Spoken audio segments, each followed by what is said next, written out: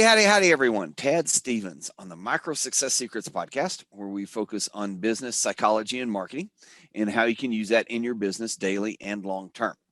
Today, I'm talking with Dondee Nettles, who is a former family wellness chiropractor and AM talk radio host. He had the fourth largest solo chiropractic practice in Arizona, seeing 350 to 500 patients per week, prior to becoming a stay-at-home dad and home-based global entrepreneur. He now has the perfect blended family with his beautiful wife, Marcy. Together, they have 4 kids and 2 grandkids. They're passionate about equipping, elevating, and empowering families to create a global legacy and achieve their dreams. Dondee, great to have you on the show, and let me know if there's anything I missed. No, that was perfect. And Tad, I just want to say thank you. It's an absolute honor to be on your show and to hopefully inspire your listeners and empower them with maybe some tools they hadn't previously had. Super. Well, let's get going. Absolutely. To start with, and I always ask this because I like the question. I hope everybody else does. If you could go back in a time machine and change one business or life decision that you made, first off, would you go back and change it? And if you would change it, what would you change it to? Wow. Yeah, I would absolutely go back. And I would have the author Robert Kiyosaki write his book, Rich Dad, Poor Dad, when I was in high school, or actually probably when I was in elementary school, so that I could understand what an entrepreneur truly was. Because the model that I'm 55 years old, and I went to elementary school in the 70s and junior high and high school in the 80s. And it's just something that I went to school with an objective, and that was to get good grades, to go to college, so that I could get a good degree, to get a job that I could provide for my family. But it was from in an employment standpoint. I didn't understand entrepreneurs. There were no entrepreneurs in my family.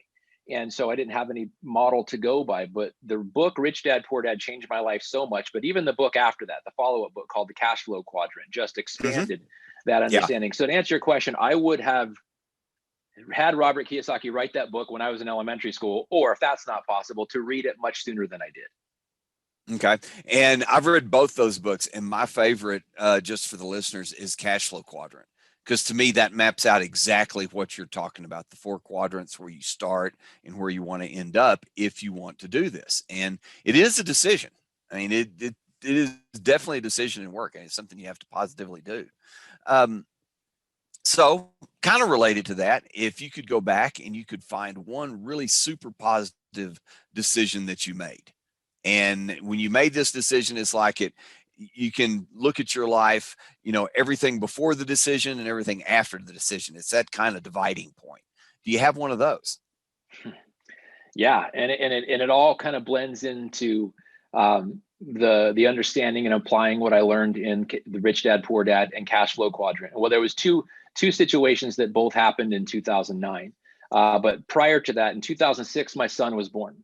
And parenthood entered my life. He was born on Super Bowl Sunday of 2006, February. So it was February 5th.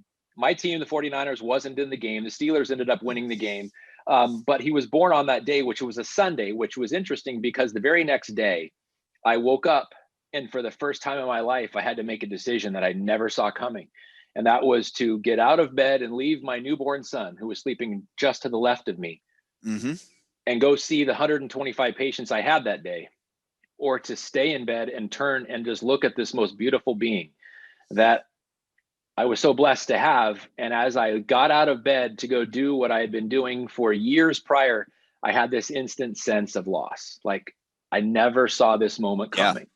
And so I had to choose between being a provider to my children and versus being somebody who could actually give them and teach them life skills. And I wasn't prepared for that. So that decision was huge for me. But 3 years later, when my daughter was born, I was nowhere closer to being the father I wanted to be for my children. I was simply the financial provider and helping lots of people and being, educating people on the radio about health and wellness, and serving my patients and teaching them about health and wellness was wonderful. But I wanted to be a father to my children more than I wanted that. And I had no way out. So the decision that I made was based on the cash flow quadrant. I wanted to be a B quadrant business owner, and I was a S quadrant business owner, and I had no ability to transition. And the interesting thing is, what I didn't see is I thought I was a B quadrant business until somebody at a Yeah. seminar asked me the question. They said, you know how to tell the difference between being an S quadrant or a specialist or self-employed person on the left side of the equation, working for money, Hmm. trading time for money, versus being in a B quadrant business where you're a big business owner and money is working for you? And I said, no, how do you tell? And he says, here's the deal. You walk out of your business, you shut and lock the door, and you stay out of it for 6 months. And if you come back to your business and your business has remained stable or grown, you have a B quadrant business. Yep. If it is less or it shuts down, you have an S quadrant business. And that's the epiphany that I had, is like, oh my gosh, what I thought was a B quadrant business was actually a very, very specialized S quadrant business. And I couldn't, I mean, my overhead at that time was $23,000 a month with my staff and advertising and everything, Hmm. being a chiropractor. And if I brought in no money, it would be 3.5, maybe 4 months, and I'd be out of business. Yep. And that's when I realized, oh my gosh, this cash flow quadrant thing is impressive and important. And I need to be on the B side of that. And it wasn't until my daughter was born and 3 months later, my father passed away of esophageal cancer. And he made my brother and I promise him just before he died that we would spend more time with our children so that we never ended up in his position. And mind you, this was 11 years ago now. So my adult father apologizing to his adult children. I was 44, my brother was 40, and Hmm. apologizing for not being the father that they needed him to be. And we didn't feel any resentment. He did. And Yeah. he passed away with that burden. And as I made the promise to my father, as of course I did, I was already repeating his cycle with no way out. And then I found an entrepreneurial effort that I was Hmm. able to, a year later, sell my practice. So I've been actually a full-time home-based entrepreneur and full-time father and grandfather to my children for the last 10 years. And that's one thing that has worked out phenomenally for me. But it's one of those things I wish would have happened earlier in my life, so my children didn't have the first, well, 1 and 4 years of their life without dad. But their memories are good. And my daughter doesn't know anything other than dad being home. So that was a blessing. My son Yeah. does have some memories of my practice, but not many. And I, just to share, I was in a similar situation of thinking I had a business that didn't need me, and finding out. And when it first hit me really hard was when I first went on the first really plane trip, week-long business trip that I had to go on to earn money, because if I didn't go, didn't make Yeah. any money, and had to explain to my 3-year-old son why dad was going to be gone for a week. He didn't know what a week was, but he just knew he didn't like it. Yeah. But so, that is a great story and a great way to phrase it, in that.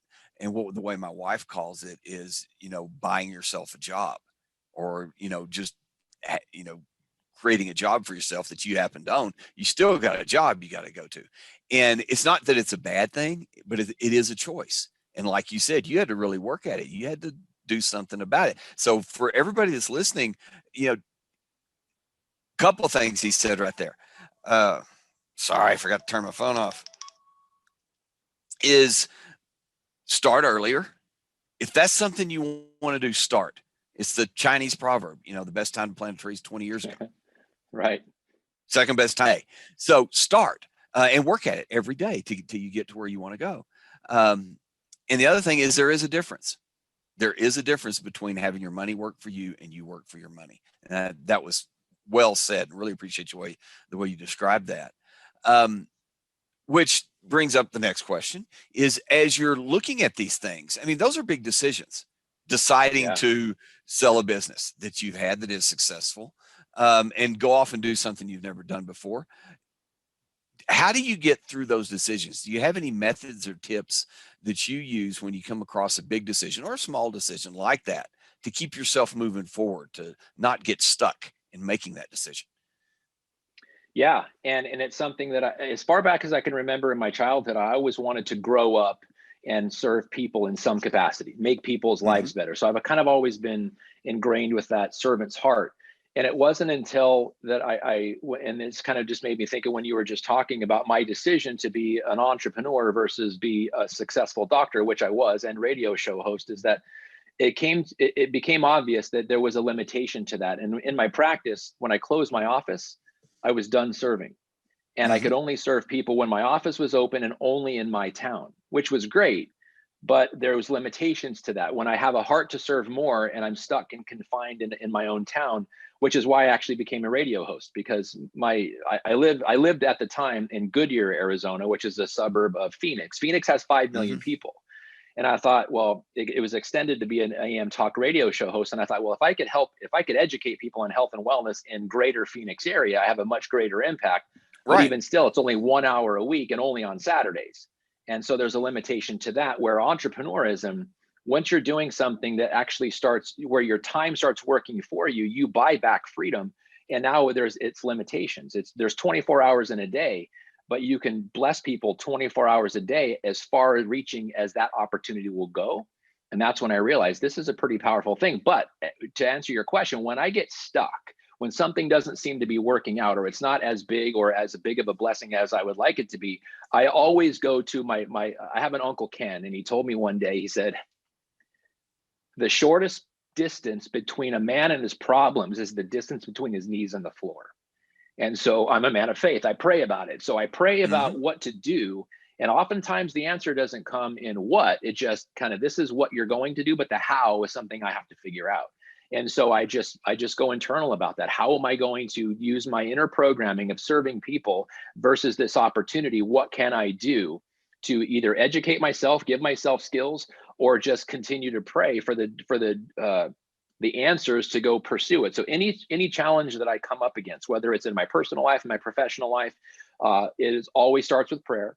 And then just going to the listening phase of asking for guidance, and then pausing enough to listen, getting my busy schedule to getting some time alone, and then just using my skill set, my knowledge. I have thousands of books upstairs. So if it's a book that I've read before and I got something from it, I'll go back and reread it, or I'll go buy a new book. I'll look on, I have Audible and I have iBooks. So I'll look through, and people that read this book like this book. So I'll do that a lot. But the first step is prayer.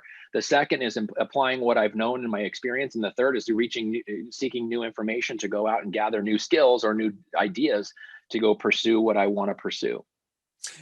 That is excellent. And I heard something the other day that follows along with that. It's not really one of those, but it's close to one of those, is that also ask who.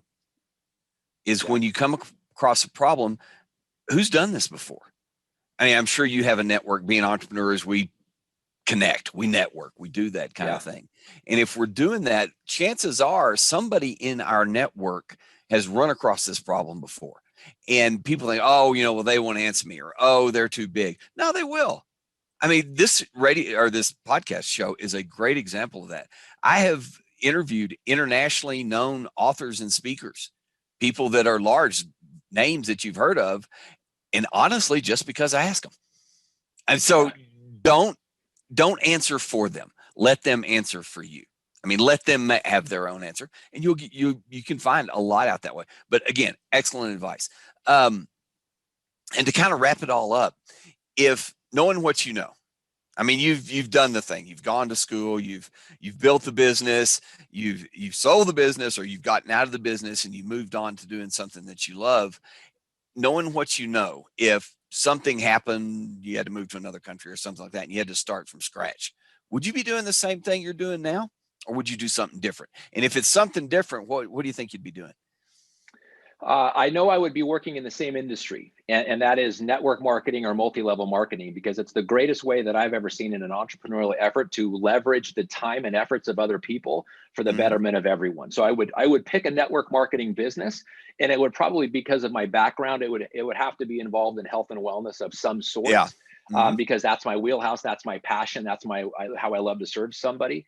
Or love to serve people, but it would definitely be in a network marketing business opportunity. Now, if for whatever reason that entity or that type of business structure was outlawed, I would find some other way to serve people. Because one of the things I realize is if you find a solution to a problem that is greatly, that exists on a wide scale, you're going to bless a lot of people. So I would be either a network marketer in another business with some kind of health and wellness products, or I would just go on a lifelong quest to solve the problems of the world and let people be blessed in the process.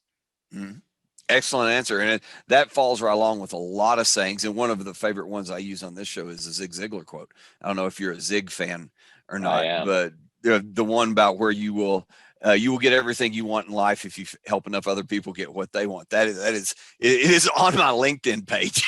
I love it that much. So outstanding advice. Thank you very much. Time to wrap up a bit, but wanted to see, is there anything you'd like to close with, and anything that you'd like to share with the listeners and viewers that may benefit them?